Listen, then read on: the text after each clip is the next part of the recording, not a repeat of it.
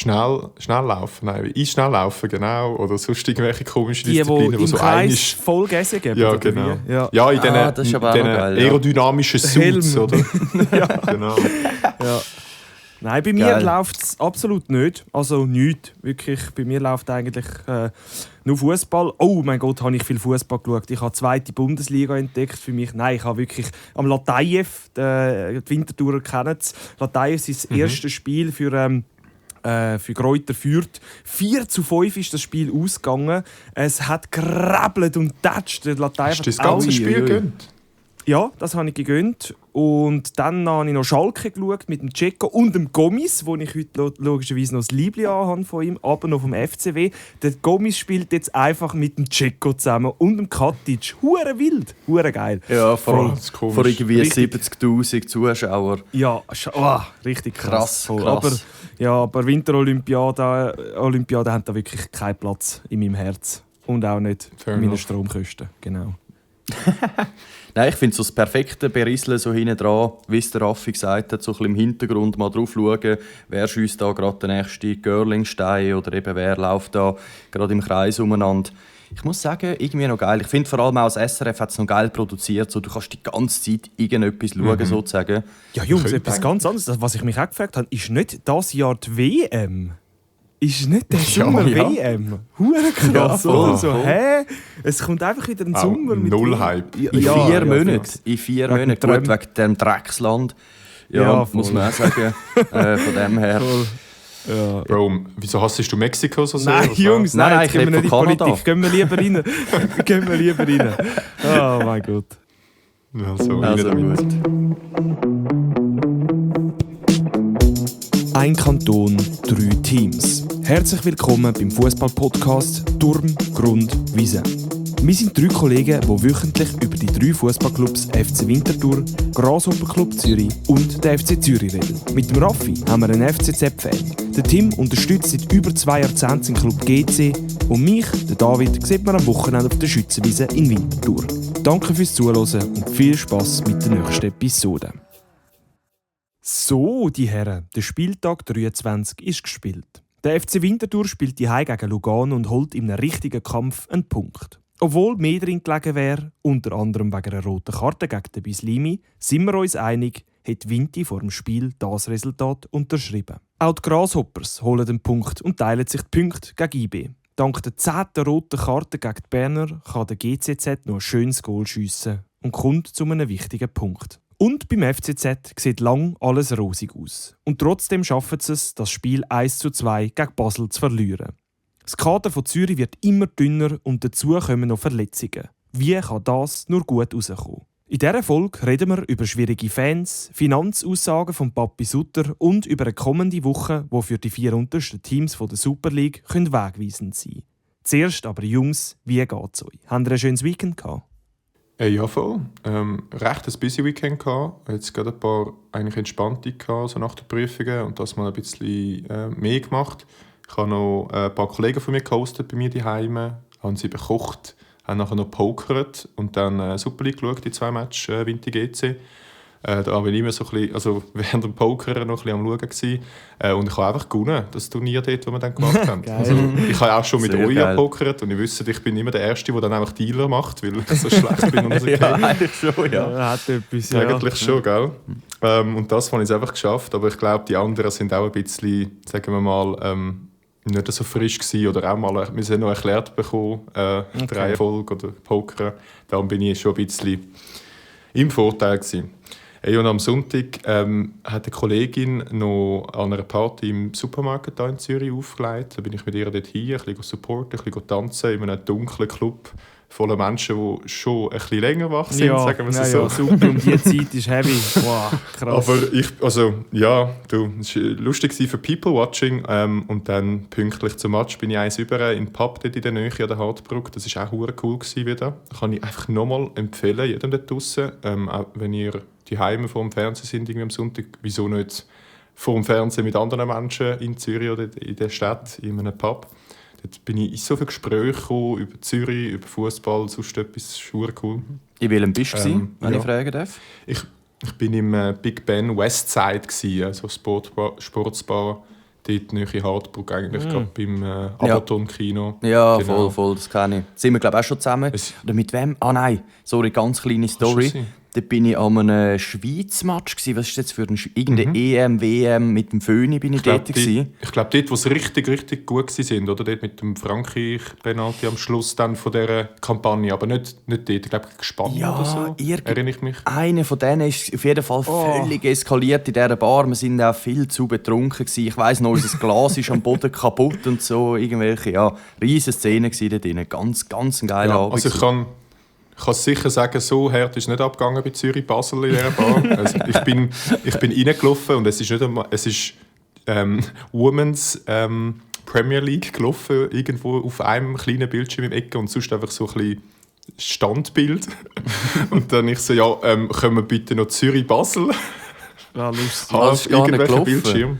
Es ist gar nicht gelaufen, bis ich reingelaufen bin. Und dann nach und nach sind aber dann auch noch Leute gekommen und dann ist es dann schon irgendwann mal gelaufen. Aber es war so interessant gewesen. Einfach in Zürich hat das dort am Sonntag niemand interessiert. Hat mehr Leute im Suppi als dort drin. Ja, genau. Das war mein Wochenende. Ja. Wie war es bei euch? Hey, bei mir gut. Ich habe, klassisch, ich erzähle immer das Gleiche. Schützenwiese hat Platz gehabt, Freundin hat natürlich Platz gehabt und auch Magic hat Platz gehabt, Fitness hat Platz gehabt, also eigentlich all das. Was schön ist, was Freude macht momentan, was nicht so Freude macht, ist wirklich, mein Körper schmerzt recht. Also ich habe ja eine recht hohe Belastung momentan mit viel Fitness und ich habe meine Ernährung zum 2. oder 3. Mal jetzt umgestellt in den letzten paar, sage ich mal 12 Monate und das ist immer ein bisschen ein Struggle, weil ich noch am herausfinden bin, hey, auf was vertrage ich und was vertrage ich nicht und ja, jetzt bin ich habe ja ganz viel Magerquark und Hüttenkäse immer so gegessen und jetzt bin ich Casein am Streichen, also alle Milchprodukte, weil das entzündlich ist und so, und muss alles ersetzen und es ist recht anstrengend und jetzt auch heute... Was ersetzt das dann? Ja, also zum Beispiel Eiklar. Ja, nein, ich habe jetzt wie Eiklar statt Magerquark, den Hüttenkäse lasse ich weg. Ich habe Linsen, ich habe Erbsenprotein, ich habe... Ja, also wirklich ein bisschen vegan? Ja, recht viel jetzt auf vegan, aber es braucht natürlich seine Zeit, oder? Und ja, ich bin ein bisschen an dem dran, aber es ist auch ein bisschen deprimierend oder ich sage mal frustrierend, weil ich halt, ich habe Schmerzen seit ich Tennis spiele als Kind, meine Arme sind immer entzündet und langsam befürchte ich Schlimmeres, wirklich chronische Schmerzen, beziehungsweise halt effektiv, dass etwas nicht gut ist.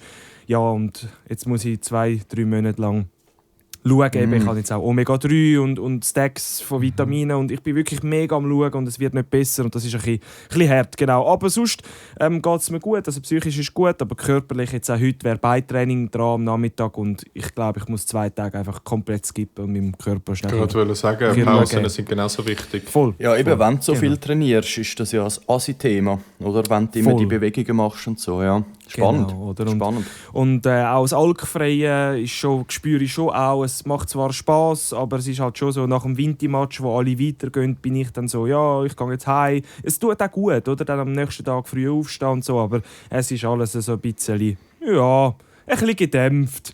Klassisch Montag, aber voll easy. Gibt ja auch mal so ein bisschen...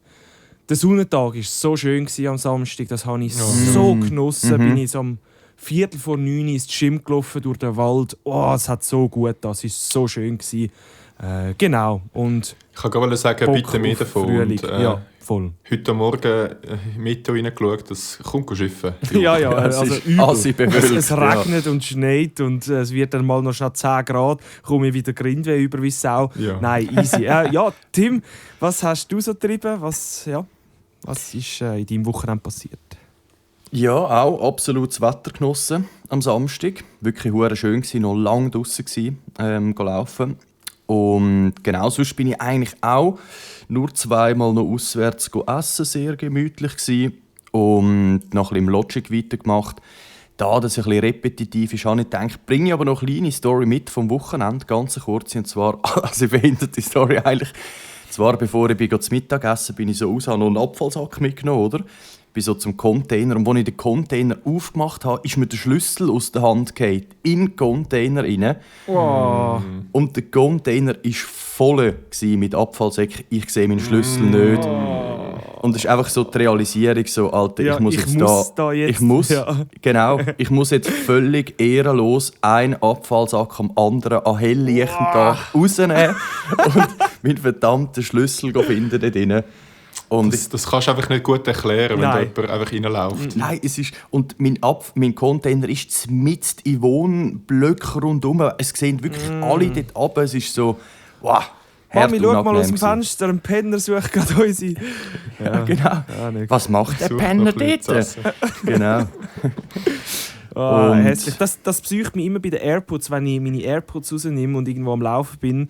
Habe ich immer so eine Sekunde, bevor ich es rausnehme, schaue ich den Boden an, wenn ich jetzt den AirPod rausnehme, wo er reingehen könnte. Das ist so ein bisschen etwas Ähnliches. So ein bisschen die Angst vor dem Weggehen. Genau. Das ist aber auch noch eine spannende Überlegung. Finde ich noch geil. Ja, auf jeden Fall habe ich ihn dann rausgefischt am Schluss. Aus wirklich einer grusigen Soße. Aber weiter gehen wir jetzt nicht ins Detail. Genau. Das langt nicht. Ich würde sagen, wir gehen nämlich auf die Schütze. Vinti Lugano, zuerst war Samstagabend am 6. Uhr. David, Genau. was ist passiert? Ja, ich gehe ganz kurz, bevor wir auf die Schütze gehen, noch auf etwas ein. Ich weiss nicht, ob ihr das mitbekommen habt. Der Barouan, auch ein ehemaliger Spieler von Vinti, das Wochenende war voll. Von Ex-Spielern, der Gomis habe ich zugeschaut, eben am Latayev, der Gante leider verletzt bei Schalke. Aber der Barouan hat einen üblen Beinbruch in der portugiesischen Liga erlebt. Gebt euch mal ein, wenn ihr nach dem Podcast Zeit habt. Barouan, hässliche Szene. Wollen wir das wirklich. eingeben, wirklich? Ja, man will. Ja, kann man sagen. Man will. Genau. Nein, dann hat es natürlich noch 2 Transfers gegeben. Es ist natürlich jetzt eine Woche zu spät, ist klar, oder? Nachdem wir den Podcast aufgehört haben letzte Woche, ist 2 Stunden später bekannt worden, dass schon fast eine Legende, der Mirlin Kresiu, oder Kresiu, ich weiß nie genau, wie man ihn ausspricht. Raffi, Kresiu oder frage ich da den falsch? Oh, mich musst Da du fragst du absolut falsch. Also die langjährige Hörer von dem Podcast wissen absolut die falsche. Okay, der Mirlind. Ich sage Mirlind. Der Mirlind. Genau, das können wir. Voll Unser geil. Mirlind. Genau, hat ja da ein paar Storys gegeben, hat, dass er zu viel Welle hat und immer mehr Geld. Und ich glaube, der Canepa hat sich auch wirklich auch medial geäussert zu dem und gesagt, hey, so und so ist es. Und darum ist er gegangen. Viele haben es nicht verstanden in dem Moment. Ich meine, er ist seit irgendwie, sage ich mal, 7 oder 8 ist er, glaube ich, beim FCZ gewesen. Und genau. Ja, ich glaube, es ist auch darum gegangen, zumal etwas anderes zu sehen, oder? Voll. Und er hat selber gesagt, hey, er hat realisiert, dass die Nähe zu der Stadt, also er kann wie sein Umfeld, Familie, Kollegen genau gleich pflegen. Bei Vinti, das macht für mich absolut Sinn, wie also er ist mega nahe von seinem Zuhause, von seinen Leuten, die er schon kennt hat. Da macht absolut Sinn. Also von dem her recht cool. Er hat jetzt noch nicht gespielt, ist aber auf der Bank gewesen. Wer aber gespielt hat, ist ein anderer Transfer, der Rodri Smith. Also so muss man eigentlich ja gut verteidigen können mit dem Namen. Genau, ein Junge, der teuerste vom Kader her, 800'000 Marktwert, halt nur ausgelehnt von IB, ist so ein bisschen eine Win-Win-Situation. Er hilft Vinti, dass die hoffentlich nicht absteigen und IB hat dafür nachher einen Spieler, der ein bisschen mehr Erfahrung aus der Super League hat. Genau. Voll. Aber 2 coole Transfers, wie ich finde. Gehen wir auf die Startaufstellung.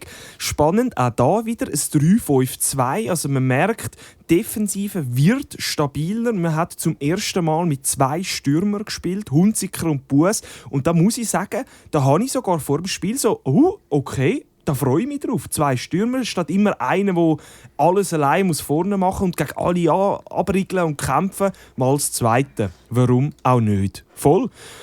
Ja, Startaufstellung. Hat es noch nie gegeben, oder? Hat es so noch nie gegeben. Nein, mit Gell? Wenn Hunziker immer und einer von Buess. beiden, ja. Ja, richtig, genau.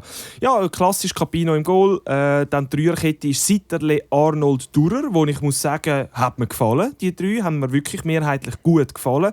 Dann Smith, wie gesagt, der Rahmen kennt den Smith ja auch schon aus ehemaligen IB-Zeiten, hat ihm darum gerade das Vertrauen geschenkt. Und ehrlich gesagt, wenn du einen Smith hast, musst du ihn spielen lassen. Spannend finde ich, ich komme nachher noch ein bisschen auf ihn zu sprechen, weil er ist ja eigentlich recht gross, aber eher so ein bisschen ein schmaler, aber hat eine rechte, wirklich einen Kampf, eine Stärke, wo er auch den Gegner spüren lässt. Genau, Goya, Jankiewicz, Kasami, Sittler und vorne eben Hunziker, Buess. Voll. Ja, vielleicht noch der Schiri war der Piccolo. Das nehme ich jetzt einfach mal weg. Der Piccolo, dem seine Pfeife, sind wirklich 50-50 gewesen. Also man hätte können Sions Würfelrunde, ihr kennt es, man hätte können würfeln, was er als nächstes pfeift. Er hat so viel Shit nicht gesehen, hat mal dort gezückt, mal dort ein bisschen. Der Schiedsrichter war so beeinflussbar von den Fans und den Spielern. Irgendwann hat er hat zum Assistenzführer geschaut, umgeschaut und hat irgendetwas so. Man hat richtig gemerkt, er ist wirklich eingeschüchtert irgendwie auch. Ja, ist ja gleich. Also, ich greife vor, aber irgendwann mal bei irgendeinem VAR-Entscheid oder so habe ich auch das Gefühl gehabt, ich habe nicht einmal mit den Fernsehbildern gecheckt, was jetzt der Entscheid war. Und ich stelle mir nur vor, du im Stadion wahrscheinlich noch weniger, was jetzt genau rausgekommen ist. Das war ein Spiel, das kann ich euch sagen, Jungs, das war ein Spiel, wo ich habe meine Hände die ganze Zeit, so wie sie jetzt haben, einfach oben gehabt. Wir haben alle, was ist jetzt gepfiffen worden? Der Schiri hat das Spiel ab. Jungs, das ist, ich weiss nicht, in der 80. Minute oder so. Vinti macht eine Ecke.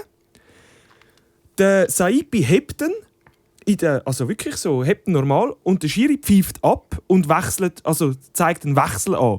Und wir alle so, Bro, du kannst dich nicht einfach während dem fucking Spiel, es war nichts, abpfeifen und dann wechseln. Und wir sind alle so, what the fuck, was läuft da? Voll, ja, aber eben, es hat sich so ein bisschen durchgezogen.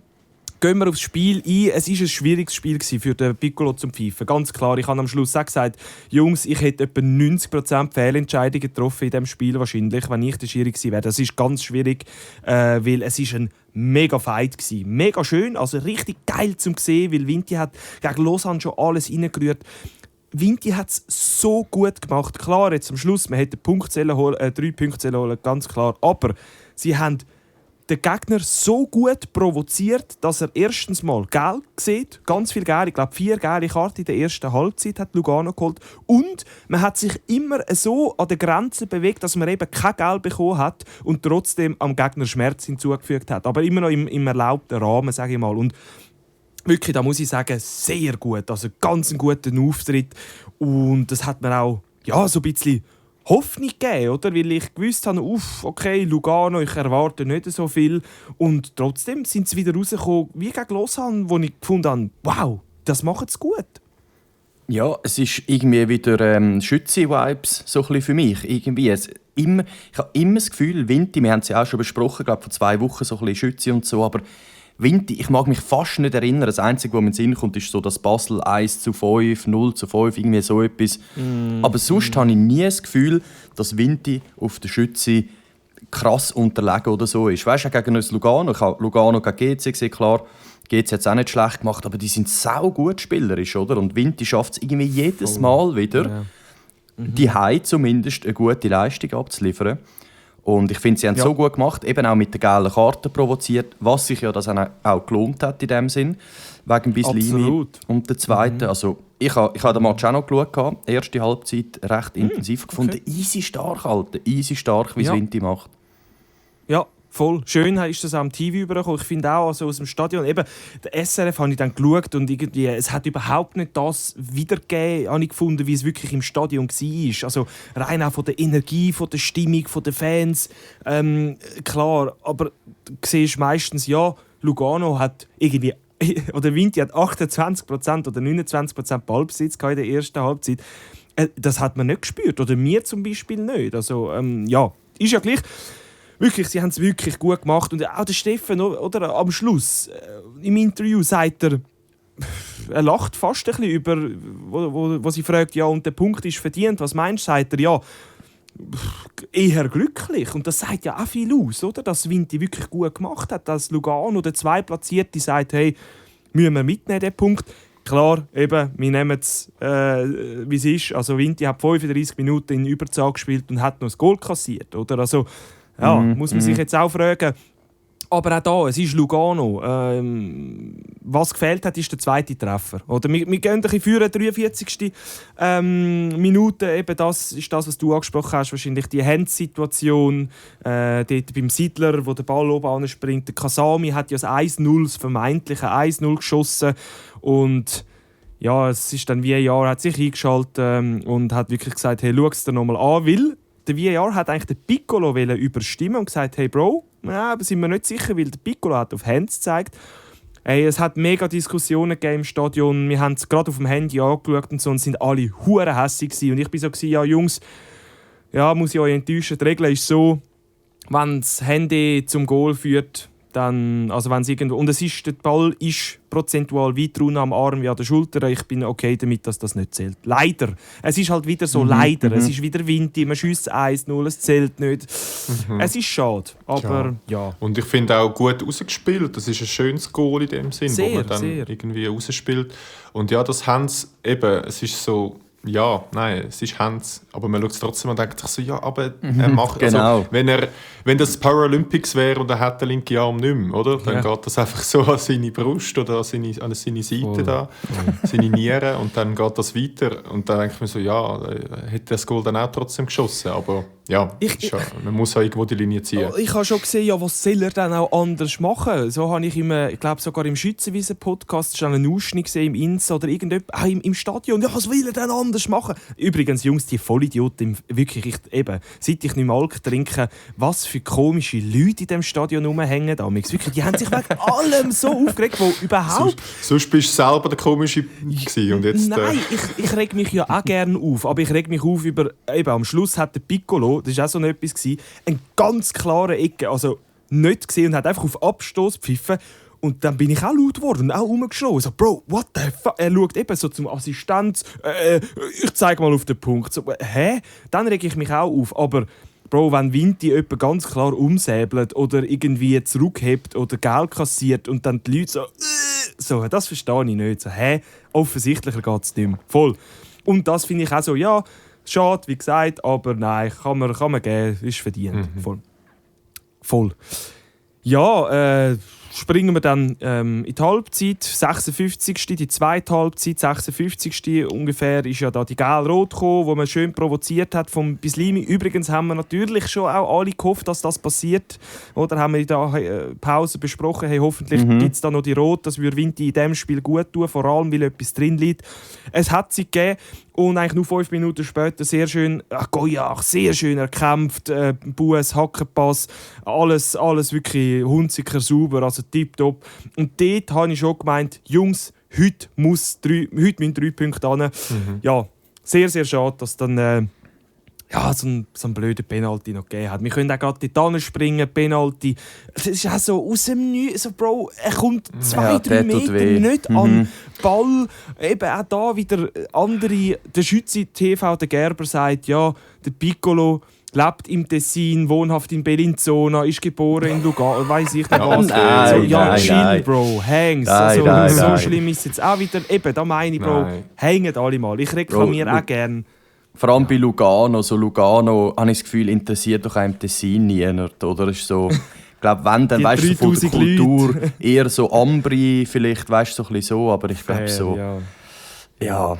Und vor allem, es ist ja auch, also ich finde, man muss eher die Frage stellen, was macht der Jankiewicz? Das ist einfach auch saudumm, oder? Also das ist einfach es ist eine Einladung. Alter. Es ist ja eine Einladung für den Piccolo zum Pfeifen. Oder ich habe zuerst nämlich gedacht, so, oh nein. Als ich die Wiederholung nicht gesehen habe, habe ich auch gedacht, nein, jetzt pfeift er so einen, der die ganze Zeit passiert und sonst nie gepfiffen wird. Aber nein, ich kann mir so sagen, nein, es ist einfach, also, saublöd, wirklich. Und nicht mal gefährlich. Es wäre ja nicht mal, der Capino hat ihn weggeballert. Es ist Bro, Mann, Vinti, Alter, fuck. Ja. Aber ich glaube, es war so ein bisschen ausgeglichene Glück gewesen, oder? Man bekommt eine rote Karte über, man bekommt so ein bisschen besseres Spiel oder tut seine Chancen wahr, macht ja aus 1-0. Aber dafür gibt es halt Kasami, Hands, oder? Halt ein bisschen kann man machen, gibt es halt kein Goal und auch ein Penalty bei eben so einem kurzen Halten.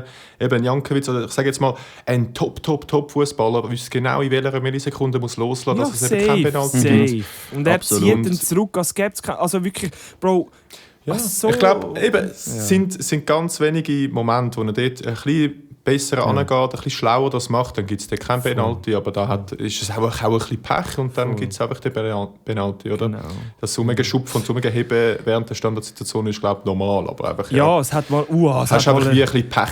Ja. Der Bues hat am der Behrens ist ausgepfiffen worden, halt. Ich bin froh, reden wir nicht über ihn. Das ist jetzt das erste Mal, wo ich seinen Namen ins Mund nehme, weil er hat keine Chance gehabt, ist abgedeckt worden. Der Bues hat ihn wirklich er ist voreinander gestanden und angefickt. Er hat ihn auch wirklich ganz blöd mal einem Strafraum am Boden gerissen. Also eben, es hat schon die einen Scharmützel gegeben, sage ich mal, vom Unhold oder gegen den Unhold Behrens. Aber genau, voll. Schlussendlich 1-1, ein mega umkämpftes Spiel. Ich bin sogar noch nach dem 1-1 eigentlich fast wie gegen... Nein, nicht fast. Ich habe gesagt, das holen wir noch heim. Also das holt Vinti noch heim wie gegen Lausanne. Weil ich das Gefühl hatte, heute liegt mehr drin. Man kommt ja am Schluss fast noch das 2-1 über, macht aber auch fast noch das 2-1. Also wie gesagt, ich glaube, alles in allem muss man den Punkt gegen den Zweitplatzierten von der Super League mitnehmen. Es ist eine klare Verbesserung zu spüren. Das Kader fühlt sich sicherer an, man lädt nicht mehr 7 Töpfe rein. Eben, das ist alles... Absolut. Ja. Stimmt alles, ja. Genau. Und ein 1-1 gegen eben, der Zweitplatzierte, das hat man glaube vorher unterschrieben. Ich glaube aber trotzdem, wenn du dann dort bist, kurz vor Abpfiff, hast du trotzdem, wie du sagst, gehofft, 3 Punkte. Ich bin davon ausgegangen, möglich 3 Punkte gegen Lugano, das habe ich in mir... Ich habe aber auch gesagt, eben, Jungs, Lugano, eben, erstens mal, wir bekommen viel am Schluss noch die Unsicherheiten rein. Lugano hat schon 2 Töpfe geschossen mit Rot gegen Vinti mal am Schluss. Lugano hat auch schon mal in der 91. und 94. nochmal ein Goal. Die haben Qualität, um das zu machen. Ja, absolut. Ganz klar. Ja. Ganz klar. Und von dem her muss man es einfach nehmen. Aber der Kasami und der Bues, beide am Schluss, oder? Und sie haben gesagt, erstens mal, sie sind sicher, dass die kommenden Wochen besser, also sie schaffen den Turnaround, finde ich schön zum Hören. Das heisst, sie glauben daran, das finde ich einfach auch mal eine wichtige Einstellung.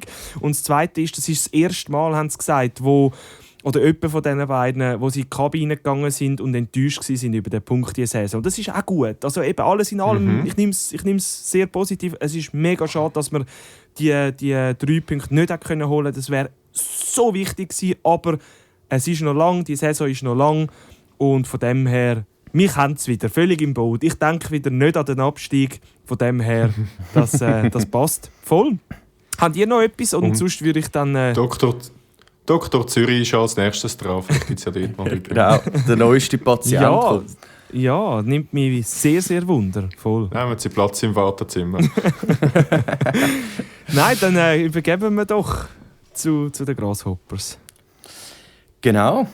Ich glaube, wir müssen noch kurz zurückschauen beim Thema GC auf den Dienstag. GC ist tatsächlich im Gap-Halbfinale. Hätte das jemand vor der Saison gesagt, hätte gedacht, absolut 0. Also wirklich -1. Aber es ist passiert. Es ist natürlich einer der geilsten Matches der letzten Jahre. Also wirklich Jahre. Da reden wir von vielen Jahren. Es ist um viel gegangen. Man war hinten. Nach dem 2-0 in der 75. Minute habe ich fast abgestellt, weil ich dachte, ich kenne ja GC, also das passiert jetzt garantiert nichts mehr. Aber es war Göpp. Ich dachte, weisst du was, da bleiben wir dran. Und wie sie dort nochmal zurückgekommen sind zum 2-2, nachher nochmal kassiert. Ich war schon im Elend. Ich dachte, nein, jetzt es darf nicht wahr sein. Bitte nicht, bitte nicht. Und dann kommt der Michi Frey und tätscht nochmal einen rein. Alter, ist das geil gewesen. Das ist wirklich... Michi Frey, Aura. Alpha. Wirklich. Aura-Gott. Aura-Farming. Also wie er auch dort von der Kurve steht, auf seine Brust haut. Weißt du, der jubelt nicht einmal so. Genau. Wie soll ich sagen, so nicht einmal so einfach übermannt von dem Goal, von den Emotionen 3-3, sondern einfach so, einfach ist so, ja, ich bin der. Genau. Gorilla Silverback. Genau. Er schupft den Sion-Spieler weg und klopft sich nachher so Ding. Alter, das Video habe ich wirklich, wie man so schön sagt, das hätte ich am liebsten direkt intravenös eingespritzt in meinen Körper. Ja. Und von dem gelebt. Ich habe von diesem Video gelebt, einen Tag lang. Auch am nächsten Tag hast du sicher nichts essen. Das ist auch noch nice. Oder trinken. Du bist genährt, richtig genährt. Ich war genährt, genau. Kein Hungergefühl. Ich war gesättigt von Michi Frey, von den Emotionen, von... Einfach wieder mal geil. Einfach wieder mal ein geiles Erlebnis. Es ist doch irgendwie krass. Klar kann man so ein Barrage-Sieg ist auch sehr geil gewesen, gegen Thun zum Beispiel. Aber das ist eher so, man verhindert etwas, oder? Und da war es jetzt eher so gewesen, so Alter, wir sind im Halbfinale, wir spielen gegen Uschi. Es ist, wir könnten auf Bern. Wir könnten tatsächlich auf Bern. Also, jetzt sieht es sehr gut aus. Ja. Zwei Sachen muss ich finde schon, Alter, wo ich mir so zusammen... Ich konnte es nicht schauen, aber ich habe schon auch gesehen, so, wow, die Goal... Also das ist scheißegal emotional, aber Sion hat... Ich glaube, Sion hat ein bisschen zu hoch verloren. Also, die haben wirklich nicht so stabil ausgesehen. Ich weiss jetzt nicht, was sie am Wochenende gemacht haben, aber... Ja, es hat ein bisschen... Sion hat am Anfang sehr gut gestartet und jetzt ist es so ein bisschen... so ein bisschen am Zittern, habe ich das Gefühl. Voll. Ja, also eigentlich hat es eben 75 Minuten lang überhaupt nicht nach dem ausgesehen. Sion hat es eigentlich relativ gut gemacht, hat auch geführt gut, und so. Beim FCZ auch nicht, das Wochenende, gell? Ja, gut, eben, es kann schnell gehen, aber dass easy. das GC schafft, wow. Nein, mega. Und eben Uschi als nächstes haben ja, glaube ich, Vinti und Luzern rausgerührt. Würde ich mich jetzt aber da nicht zu fest einschüchtern lassen als GC, bin ich sicher, machen es auch nicht. Ja, gut, Atmosphäre beim Letzi oder in Uschi, ich glaube, kommt etwa aufs Gleiche drauf an. Genau. Ja, ich habe mich fast sehr gefühlt, bei so einem Match hat es vielleicht fast mehr GC-Fans in Uschi, als es im Letzi hätte, einfach weil man so Bock hat dort hin und Halbfinale und so.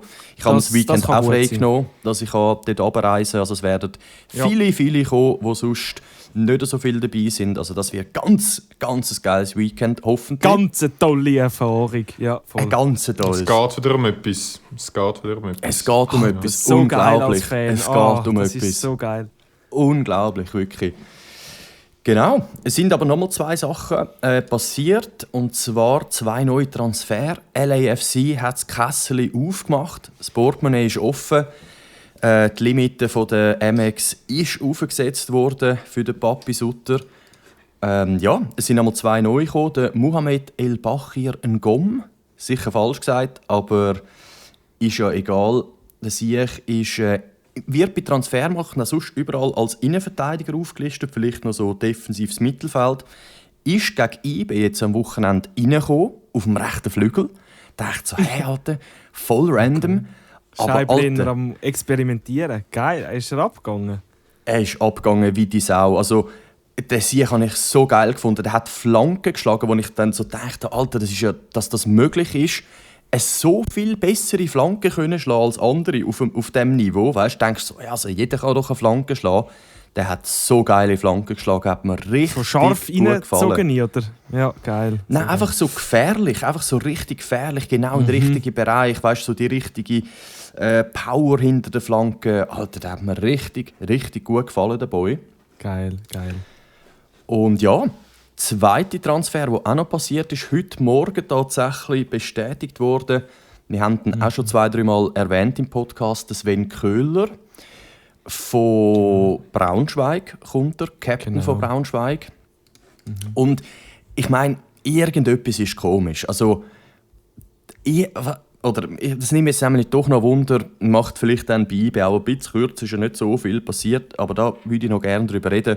Nämlich hat der Papi Sutter vor dem Spiel gegen Sion im Cup ein Interview gegeben beim SRF und hat gesagt, also ist dann auch darauf angesprochen, so, hey, es läuft jetzt easy viel und so, ich gebe dir plötzlich Geld aus, Michi frei, teurer Vertrag, der kommt.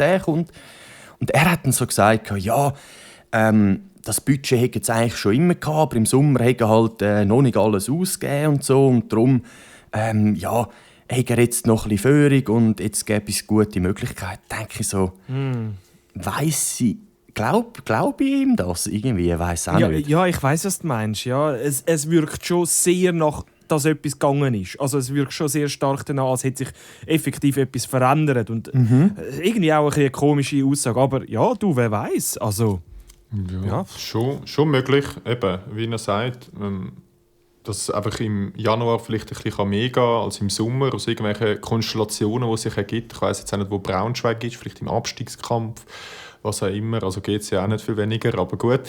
Aber ja, es ist, glaube völlig legitim, dass man auch ein bisschen abwartet auf gute Sachen. Und ich finde, sie haben jetzt auch, es wirkt auch irgendwie von der, wie soll ich sagen, von der Timeline her auch mega gut, weil jetzt machen sie etwas, es läuft etwas. Ich glaube, wir sind uns da einig, wenn man jetzt schaut, was gelaufen ist, sind die eigentlich aus dieser Dreiergruppe da Transfergewinner jetzt vom Januar.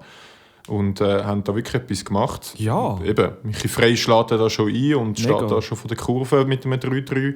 Und ich denke, so ein Abwehrchef von Captain Braunschweig ist auch nicht schlecht. Also, ja. Ja, und auch so, eben, ich glaube, sie haben 300'000 ausgegeben für ihn, zahlen jetzt auch einen Lohn, zahlen vom Freien einen guten Lohn, der Zimba macht schon Goal.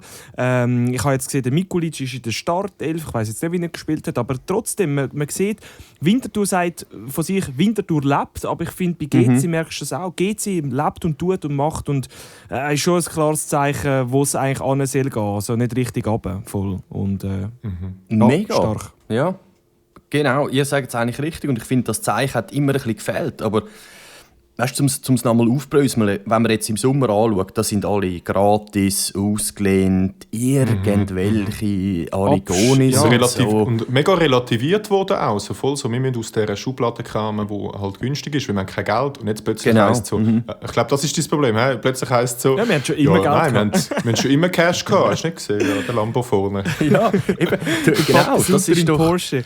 Ja. also, du holst alles Gratisspieler aus dem untersten Regal und im Winter holst du dann auch noch den Becca aus dem untersten Regal und dann plötzlich eben, gibst Geld aus für den Mikulic. Auch der Ngom hat 600'000 gekostet, laut Transfermarkt. 300 für den.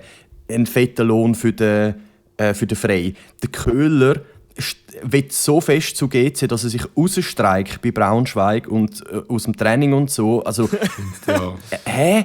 was ist denn jetzt los? Also irgendwie, es gibt Theorien.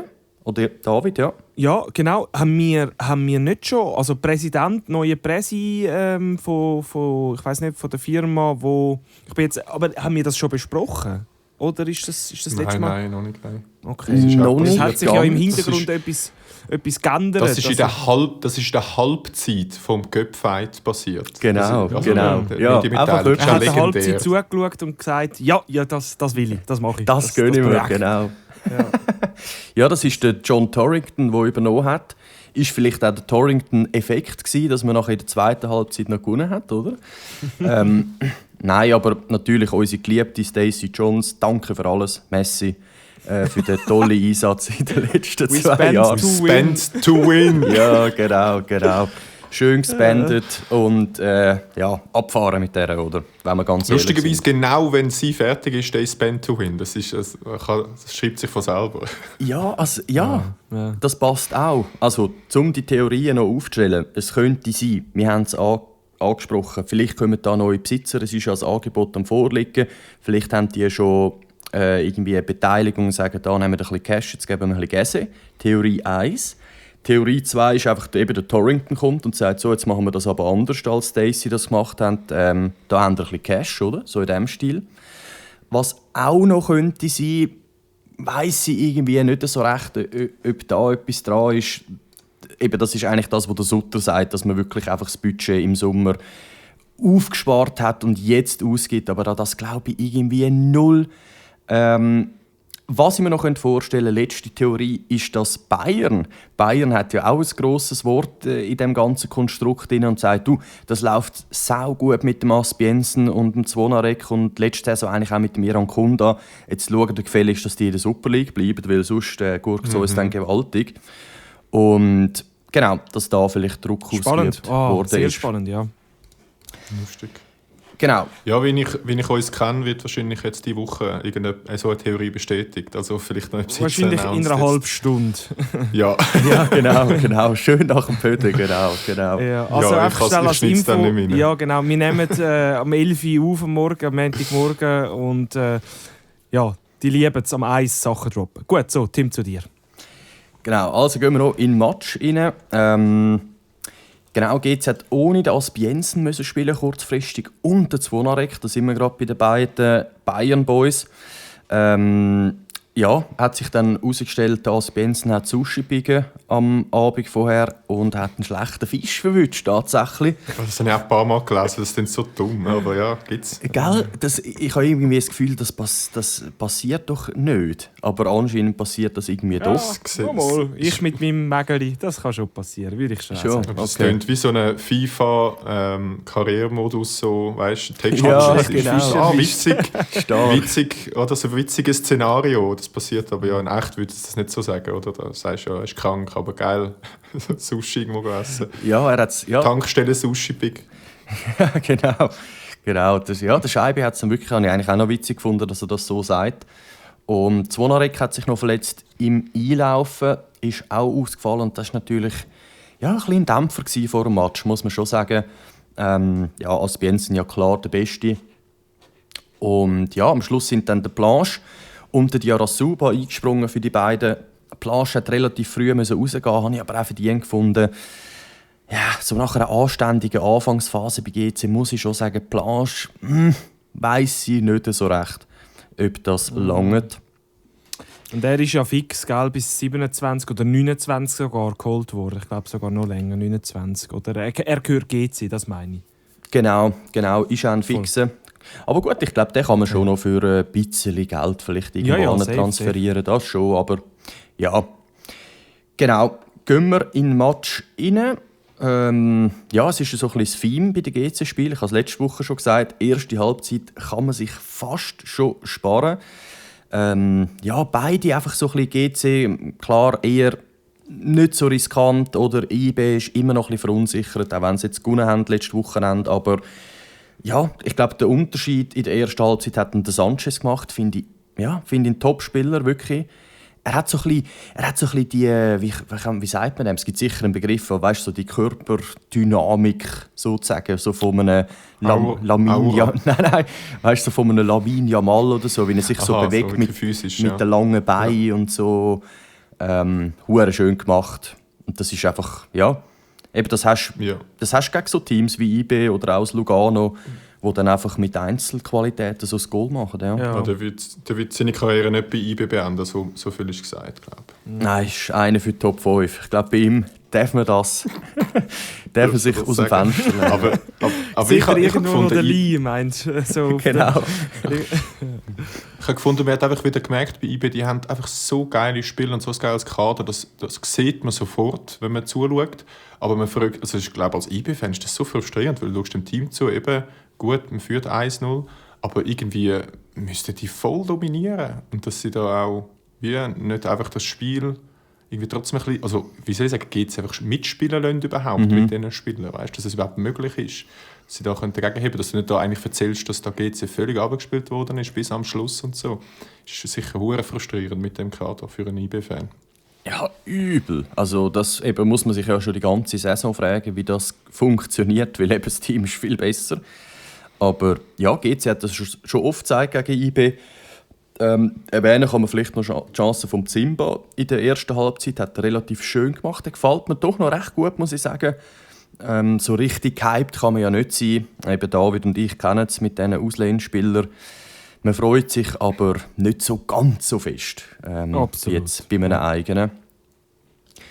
Genau. Übrigens lustig habe ich noch gefunden, dass der SRF-Kommentator auch ein Wortspiel gemacht hat und hat gesagt Zimsalabim statt Simsalazimba, wo wir da im Podcast gebracht haben. Hat er vielleicht reingelassen? Nein, lustig. Ja, vielleicht hat er sich inspirieren lassen. Gruß als SRG. Genau. Weiter zuhören. Lasst doch ein Abo da. Genau. Und ja, zweite Halbzeit geht sie doch besser geworden, aber einfach keine wirkliche Chance. Man hat es in der SRF-Zusammenfassung gesehen. Die es geschaut haben, man weiss, wenn das SRF anfängt, Halbchancen zu zeigen und mögliche Penalty, die ganz klar kein Penalty sind, dann weisst du, sie sind am Zeit auffüllen, weil es nicht viele Chancen gegeben hat. Ja, und dann hat natürlich die IB, der Wüthrich, genau in die Karte von GC gespielt. Genau das hat es gebraucht, die gelb-rote Karte, um nochmal ein bisschen mehr Räume zu schaffen. Und ja, ich wäre so hässlich als IB-Fan mit der ganzen Geschichte. Jetzt 3-0 gewonnen gegen den FCZ, du führst gegen GC, hast es eigentlich relativ im Griff. Und dann die rote Karte. Ja, der Speicher ist halb ausgetickt auf der Tribüne. Es war natürlich auch ein Augenschmaus, das zu sehen. Ich glaube, die sind wirklich rekordverdächtig, wie viele rote Karten sie schon diese Saison geholt haben. Ich glaube, 8 habe ich im Kopf, oder? Crazy. Das ist passt auch überhaupt nicht zu IB. Also wirklich wenn einfach jemand aus irgendeinem Winterschlaf erwachen würde und dann erzählst du ihm, IB top in der roten Karte, so, aber nicht in der Liga. Sorry, so schnell. IB kassiert bei GC die 10. rote Karte. Die 10 schon, okay. Ja, was? Oh, Es errebelt die Saison, aber auch rote. Ich könnte schwören, das ist eine Rekordsaison. Schon jetzt wahrscheinlich. Ja, auch schon letzte Saison habe ich so ein bisschen im Kopf. Aber warte, wie viele Spiele haben wir? Eben, sagen wir etwa 20. Also einfach jedes zweite Spiel fast Das ist rot. crazy. Das ist crazy. Ja. Kannst halt nichts machen, oder? Die Leute werden jetzt auch gesperrt. Also Wüttrich spielt wahrscheinlich nicht. Alter, Absolut crazy, ja. Genau, das hat die Räume geschafft, die es gebraucht hat.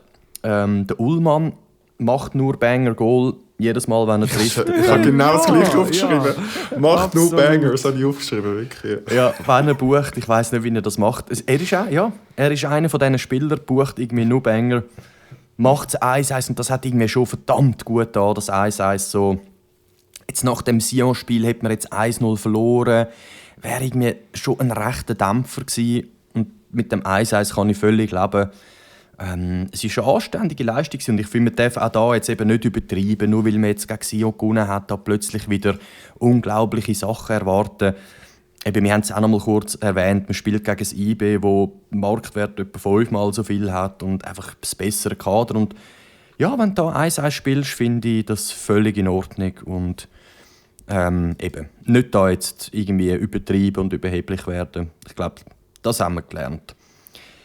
Genau. Jetzt entscheidende Woche völlig übertrieben.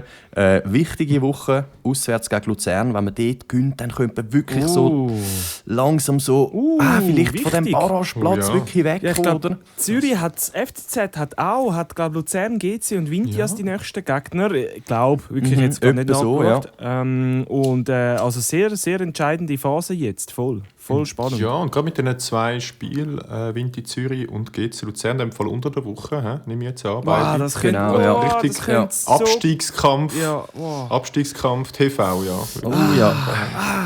Da können es interessante Sachen geben, ja. Genau, auch ja, wird spannend. Nächste Woche wird sicher ein sehr spannender Pöde mit all diesen Spielen, die wir da bis dann geschaut haben. So, jetzt habe ich aber meine Fresse. Jetzt gehen wir endlich weiter zum FC Zürich, der auswärts in Basel gespielt hat. Raffi, ein bitterer Sonntag für deinen FCZ. Ja, also ich kann es ganz am Schluss noch sagen, fast als Joke. So, ja, und dann war 1-1 gewesen. Und dann habe ich gedacht, wow, alle Spiele 1-1, cool. Ich also, auch, ich bin auch schon da gewesen. Oder irgendwie genau. noch lustig, oder? Aber ja, so war es dann nicht gewesen. Aber fangen wir von vorne an. Nur schnell eingeschoben. Vinti hat die Ja. Saison auch 2-1 gegen Basel verloren. In der 93. Minute hat man es 2-1 kassiert. Tsunemoto. Wollte ich noch schnell sagen, I feel you. Grusig. Ja.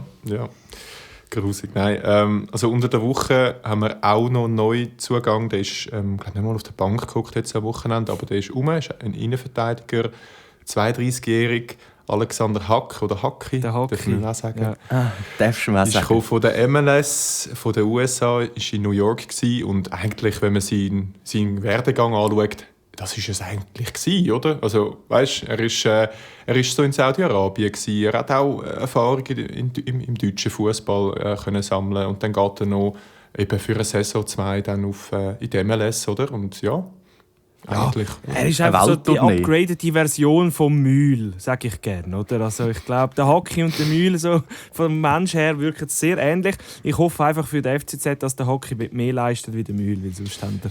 Ja, eben, das ist es jetzt irgendwie. Also er hat einen Vertrag bis Ende Saison, finde ich auch schon irgendwie lustig. Okay, kann man machen. Also 6 Monate Vertrag von mir aus. Und ja, jetzt baut man. Ich glaube, das ist auch Kresu. Wieso kommt er nicht zu Zürich? Ich habe nie das Gefühl, jetzt auch gerade in so einem Rando, sage jetzt, wie der Hacki da, du tust einfach so viel Erwartungen jetzt an ihn stellen, oder? Der muss jetzt die ganze Abwehr eigentlich retten von Zürich. Ja, es sind ja auch nur 7 gegangen und es kommt ein Hacki. Das ist ja fair. Also, es ist ausgeglichen. Ja, und ein 32-Jähriger aus der MLS, wo du denkst, also gut, der hat auch schon ein Goal geschossen gegen den Messi. Das habe ich auch lustig gefunden. Stimmt. Ja, das ist geil. Bei einem 1-5 gegen Messi seine Inter Miamis da. Aber ja, also der muss immer in seinem jetzt nicht... Lebenslauf. Kopfballtor gegen Messis Team. Nein, wenn der jetzt nicht eben Messi-Fußball zeigt, nein, wenn er jetzt nicht einfach eben da riesen Leistungen zeigt, dann bleibt immer dann drunter. Ich kann es gar nicht erfüllen, was da irgendwie reinkommt, ja, weil er einfach alleine kommt. Ja, auch, oder? Ja. Es erinnert mich ein bisschen an De Carli, der im Sommer gekommen ist, weißt du, wo so Pascozzi weggegangen, Seko ist weg, alle weg und dann hast du 7 Junge und es kommt so der De Carli, wo du so denkst, kann der das wirklich, oder? So ein bisschen, Darum vielleicht gar nicht so schlechte Lösung mit dem Halbjahresvertrag. Ja, mal schauen, was der in dem Sinne jetzt bringt. Eben, ich merke es schon, ich traue dem Ganzen noch nicht, aber wir werden es sehen. Und ich denke, gehen wir doch in Spiele rein. Also ja, das eine wollte ich sagen, der Vujovic hat auch Gerüchte noch, nur Gerüchte, nicht bestätigt, dass der vielleicht auch weggeht, weil der jetzt ein Stammspieler ist angeblich in der Super League. Nach ein paar Matches, wo er da eigentlich fast schon muss, einfach weil es keine anderen gibt, einfach spielen. Das wäre jetzt, also ich glaube, das wäre einer zu viel. Wenn jetzt der jetzt auch noch geht, dann verstehe ich es wirklich nicht mehr, was da abgeht. Und gut, dann lebt Zürich irgendwie durch, aber irgendwie nicht für uns, sondern für andere Clubs als in dem Fall irgendwie Zulieferant und einfach ein Wirtschaftsunternehmen und nicht mehr als Fußballclub, würde ich jetzt dann behaupten, langsam. Ja. Aber ja, wer ist denn überhaupt noch rum? Wer ist denn in der Startelf gestanden dann in Basel? Der Kenny war es nicht gewesen, der war gar gesperrt gewesen. Man hat da einfach, wie ich finde, einfach 11 angestellt, und ich finde, die 11 hat man noch.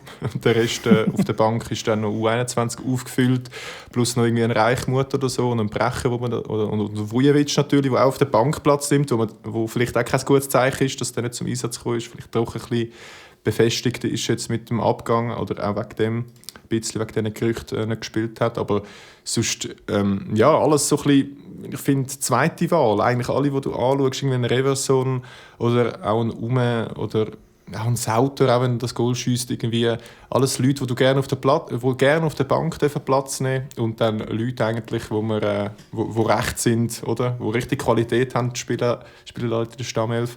Aber nein, weil man die Spieler natürlich nicht hat, oder müssen die natürlich an, aber das ist auch okay, ja. Ja, ich finde, an der Bank sieht man es richtig krass, oder? Der Unterschied, und das ist halt schon schwierig. Ich meine, Basel bringt einen Salah rein, einen Bacanin rein, Tsunemoto, Proschinski, Soticek. So alles gestandene Spieler. Und beim FCZ siehst du den Ihendu, den Wendo.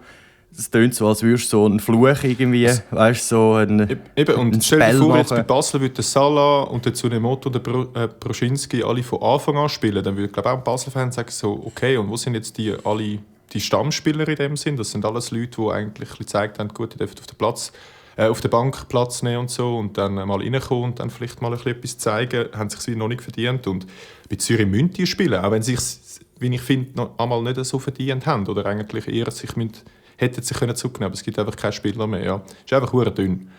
Ich habe auch noch interessant gefunden, dass der Colotto heisst, der bei Basel von Anfang an gespielt hat. Ein Stürmer, wo man glaube auch wieder einfach den Stürmer noch sucht bei Basel und jetzt mal jemanden Jungs hineinwirft. Auch noch cool gewesen. Der hat jetzt nicht super gespielt, aber auch noch interessant. Und dann eigentlich schon, wo das Spiel losgegangen ist, noch das Letzte zu der Aufstellung. Plötzlich ist der Phaeton ist, glaube ich, jetzt nicht mehr, aber sogar während dem Spiel, was losgegangen ist, in der Startelf war. Aber dann sehe ich ihn aber auf Krücken, was mir ganz viel Angst gemacht hat, zu der Bank am Laufen. Der hat sich dann voll auch beim Aufwärmen irgendwie verletzt oder etwas passiert. Ja. Hoffentlich nichts Langes. Bis jetzt habe ich nichts gelesen oder so oder vernommen von Zürich. Aber das will mich jetzt gröber anschiessen. Dafür hat Di Giusto, dann der Nevio Di Giusto, hat dann dafür gespielt. Genau. Der ist auch dann verletzt aus irgendwann. Ja. Super. Ja. Okay, also dann gehen wir in den Match doch rein. Von Anfang an eigentlich Zürich, obwohl eigentlich Jugend Forst sehr stabil gewirkt, finde ich. Und Basel überhaupt nicht. Ich bin mega erstaunt eigentlich, weil Basel doch recht shit war. Also die ganze erste Halbzeit. Und dann noch gesehen, dass der Kevin Rüegg seine Kontaktlinse verloren hat. Das habe ich auch interessant gefunden. Das habe ich das erste Mal gesehen, aber macht ja Sinn. Und mit dem denkt so, stell dir vor, du bist Fußballer, aber komplett blind. musst du einfach so fette Kontaktlinsen reinhauen oder so. Oder, ja, eben, kannst du nicht mit den Brüdern Mit spielen. den Brüdern, ja. Gut. Ich wollte sagen, Edgar David. Ja, Kennt ihr genau. den noch? Ja. Mit der schnellen Brille. Fix. Sehr fair. Nein, aber der hat zum richtigen Zeitpunkt die Kontaktlinse wieder gefunden. Nochmal, einfach unchillig, einfach so in Basel die Kontaktlinse verlieren in so einem riesigen Schwierig, Stadion. Moment. Übel. Ja, Vor allem, Ja. ich habe selber ja Kontaktlinsen, also ich weiss, wie sie Ja. ist. Erstens finde ich es komisch, dass er sie nachher wieder rein tut, wenn sie irgendwo auf dem Rasen gelegen Im ist. Dreck. Ja. Genau. Vielleicht- Aber Alter, ja, das ist hure unangenehm, weil eben, also ich sehe die Weite nicht so gut. Alter, ich hätte ein Problem. Ist das jetzt der Scheck, der jetzt da flankt? Oh, der Ball kommt, weißt du, so. Voll unchillig eigentlich. Aber Nein, aber zum perfekten Moment wieder gefunden und innen da, dass er hat können das Eis noch vom Sauter nach dem Eckball sehen. Und ich bin selber ein bisschen überrascht von dem Goal. Irgendwie hat nichts sich so ein bisschen abzeichnet, überhaupt in dem Spiel, dass es ein Goal fällt, recht hin und her. Aber es ist so wirklich so, wir nehmen es und man traut das Ganze Wir irgendwie schauen noch mal, nicht so. was noch so Wir schauen passiert. mal. Ja, voll. Gut, wir nehmen das 1-0. Es war ja dann auch lange 1-0 gewesen, also es war irgendwie noch gut gewesen, aber ja, in der ersten Halbzeit habe ich mir nur noch aufgeschrieben, der Scheck ist hässig nach dem 1-0. Der Scheck zieht 5 Spieler auf sich, dribbelt durch und lässt alle stehen und kann machen, was er will. Aber Crazy. ja, Basel irgendwie trotzdem einfach nicht gut. Also ähnlich wie so das IB, so die Ansätze sind da, die Qualität war mega, aber einfach der Abschluss oder einfach so das Kaltblütige, das Selbstvertrauen, das so, wow, wir machen die da alle nass und so, das war einfach nicht rum gewesen. Und dann habe ich wie auch langsam dann gefunden, hey, Zürich bestraft das mal, aber die haben halt auch keine Qualität in der Reihe, um das zu bestrafen. So eine schlechte Leistung, die mal einen Check macht, oder der gesamte Basel und so.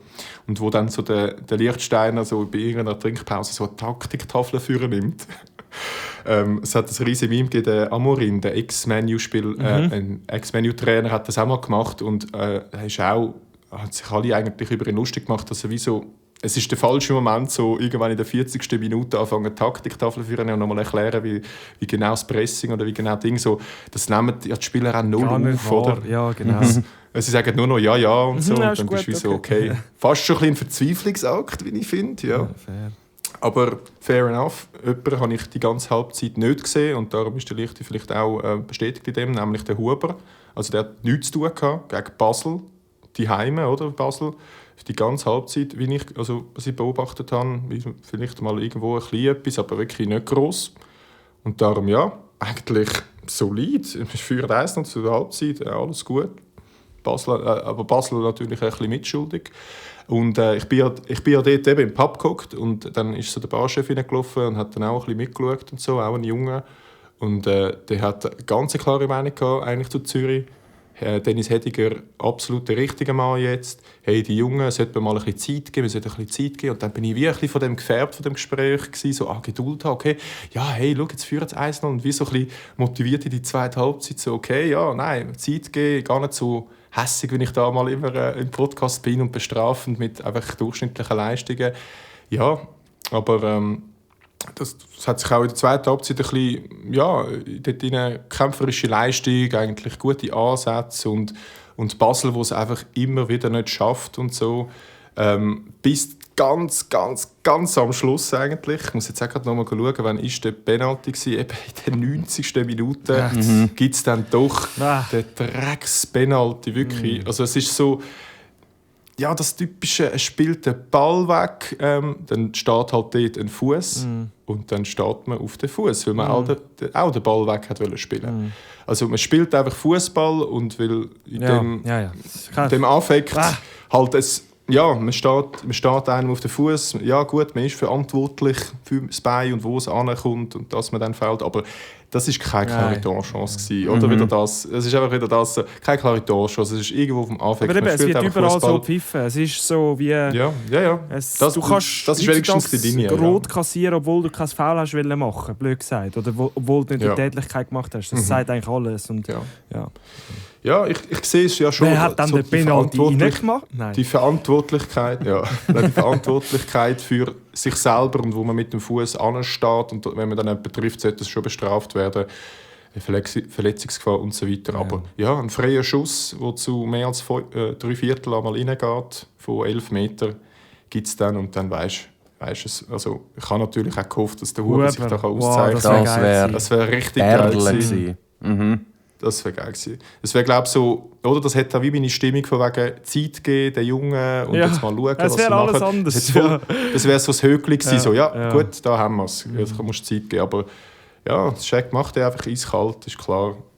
Ist auch schwierig. Eben, das kann man wie nicht irgendwie. Ja, und die Spieler haben es ja wie du ähnlich gemeint. Ja, 1-1, easy, vorbei. Easy. Ja. Also es hat noch eine riesige Chance, die der Huber dann ja rausholt, noch, 90. Minute. Das hat richtig geil ausgesehen, wo er dort den Kopfball dann verteidigt. Ich weiß nicht, ob der Brecher das geschafft hat. Und dann steht es 1-1. Ich schreibe mir das sogar auf, alle Spiele 1-1. So ein bisschen so. Nein, es steht dann einfach 2-1 am Schluss.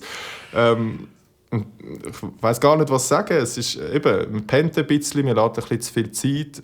Salah dürfte dann reinschieben. Geht vergessen in dem Sinn.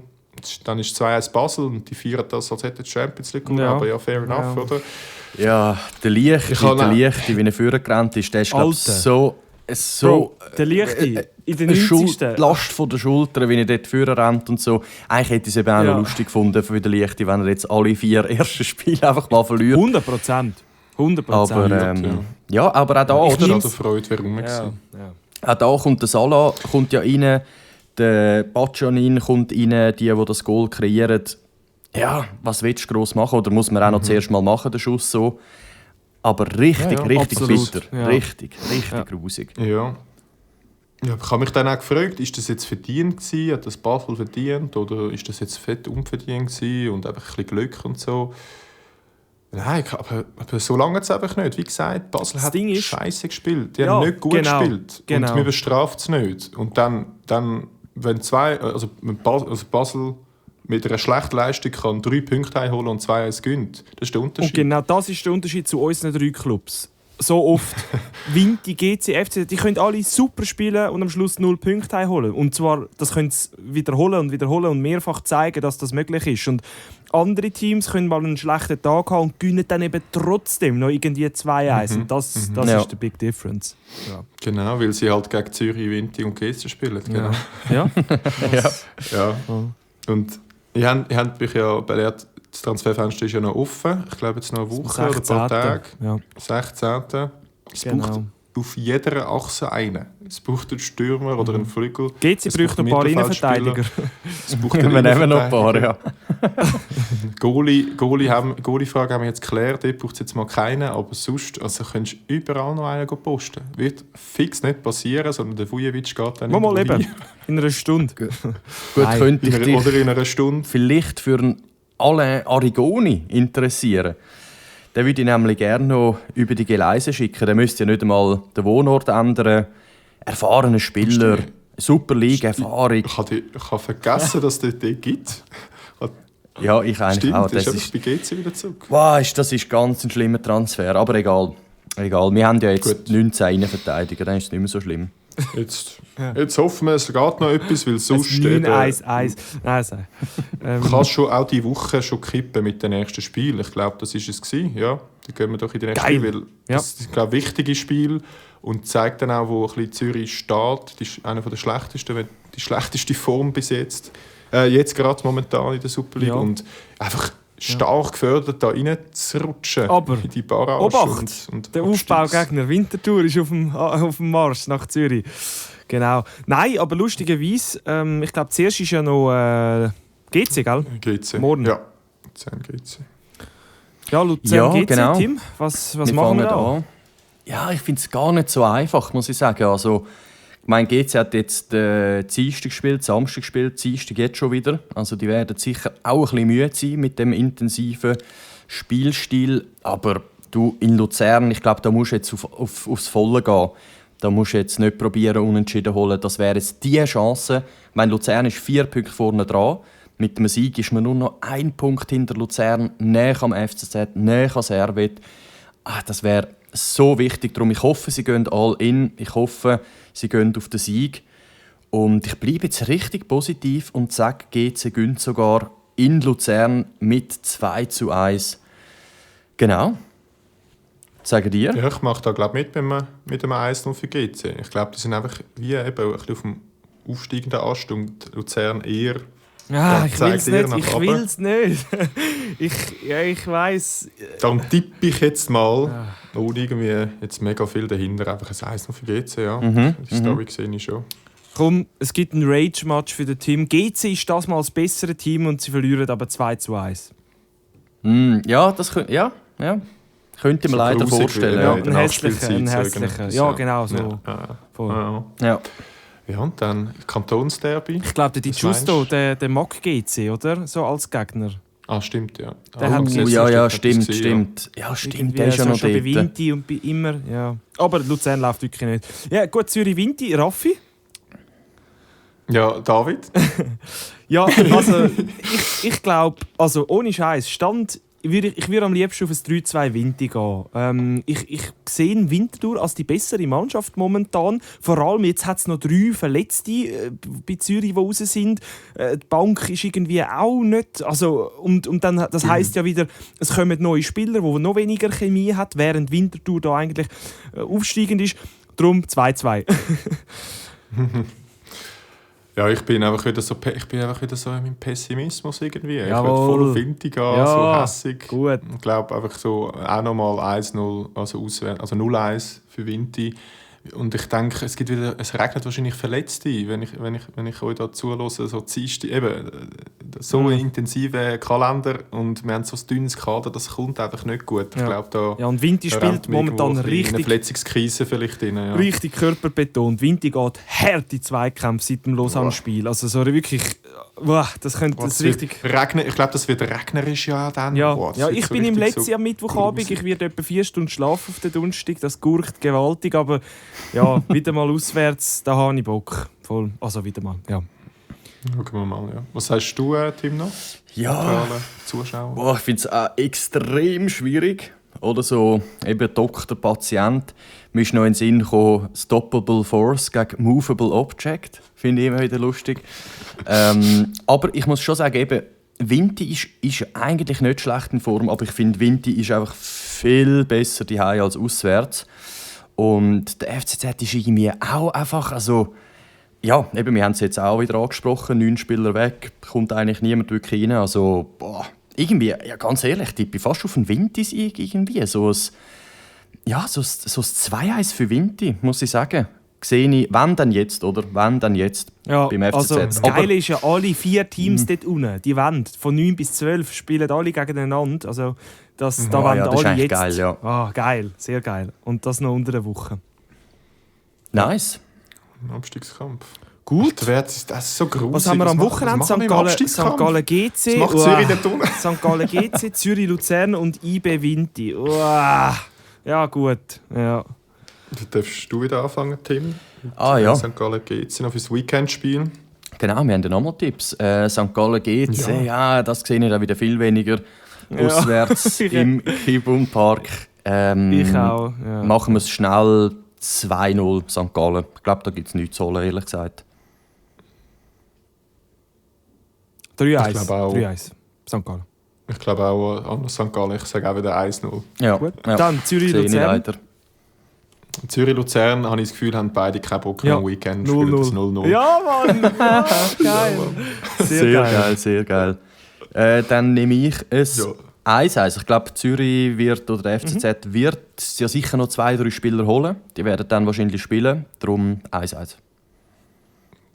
Das wäre schön. IB Vinti, nein, auch wenn IB hat die gleiche Formkurve, wie, exakt gleich, also 3 Niederlagen, ein Sieg, das Unentschieden von den letzten 5, aber da liegt nichts drin. Die auswärts Bern, 14.2. Valentinstag, ich gehe auswärts. Von dem her 3-1, Young Boys.